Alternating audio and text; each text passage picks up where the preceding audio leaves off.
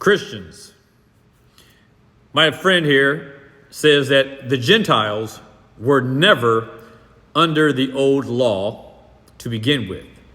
So we were free to do what we liked anyway. I believe I get what you are saying. But here is the thing. All mankind, we are told by Paul, we have all gone astray.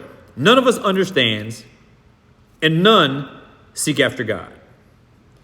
And he says that we have all gone out of the way and are all together become unprofitable.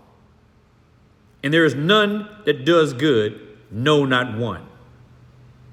If there is none that do good, no, not one. And Paul is speaking to all people, and he is, because this is coming right out of the book of Romans, which was a Gentile church. But if none have done good, if all have gone astray, if there's none that seeks after God, then it means that all of us are held accountable for our sin. Whether or not we heard the law, if God did not give the law to anyone, that doesn't mean that we're not violators of it. If God never gave the law to Moses, all mankind would still be dead in their sin and trespasses for violating God's holy law, even if he had never given it. Just as all those prior to the time that Moses received the law of God were guilty of breaking God's law, a law which is also conveyed by creation.